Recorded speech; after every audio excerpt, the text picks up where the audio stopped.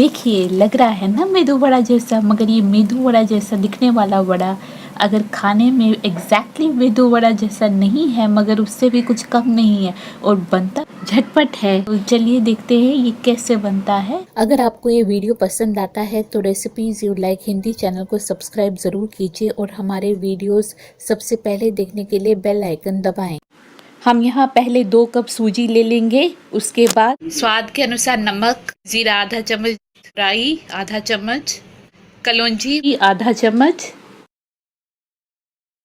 हरी मिर्च का पेस्ट आधा चम्मच या स्वाद अनुसार, अदरक का पेस्ट करीब आधा चम्मच डाल दीजिए, करी पत्ते 1 टेबलस्पून, 1 प्याज बारीक कटा हुआ, हल्दी करीब 1/4 चम्मच, मीठा सोडा डाल देंगे। सारी चीज़ों को अच्छी तरह मिक्स कर देंगे।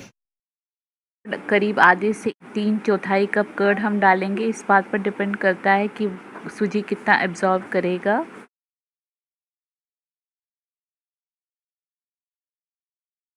ये अच्छी तरह एक डो जैसा बन गया है। करीब आधा घंटा हम इसे ढक कर रख देते हैं। ढक्कन उठाने के बाद ये सॉफ्ट हो गया, इसने सारा पानी एब्जॉर्ब कर लिया है।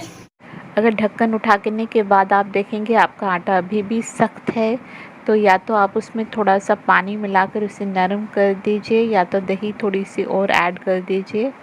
अब हम इसके गोले बनाएंगे छोटे छोटे।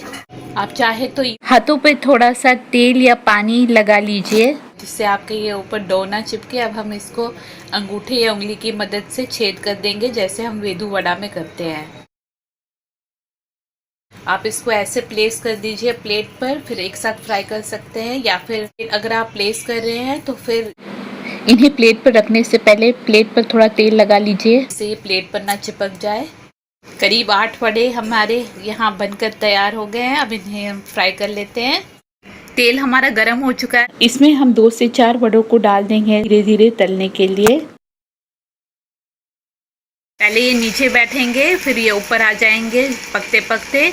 आंच को मीडियम रखें, हाई नहीं रखें, नहीं तो ये कच्चे ही रहेंगे अंदर और बाहर से जल जाएंगे।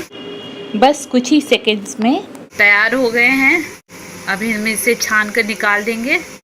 बाकी बचे हुए वड़ों को भी हम ऐसे ही तल लेंगे। हमारे इंस्टेंट वड़े तैयार हो गए हैं। ये अंदर से काफ़ी सॉफ्ट हो रहते हैं और बाहर से काफ़ी क्रंची मतलब कुरकुरे हो जाते हैं।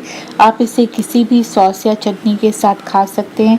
मुझे उम्मीद है ये बहुत ज़्यादा पसंद आएगा। अगर आपको ये रेसिपी सचमुच पसंद आई तो आप इसे लाइक और शेयर करना ना भूलें और नीचे कमेंट सेक्शन में अपने कमेंट्स मतलब सुझाव और सजेशन ज़रूर दें और साथ में इस चैनल को सब्सक्राइब करना भी ना भूलें। ये बिल्कुल फ्री है।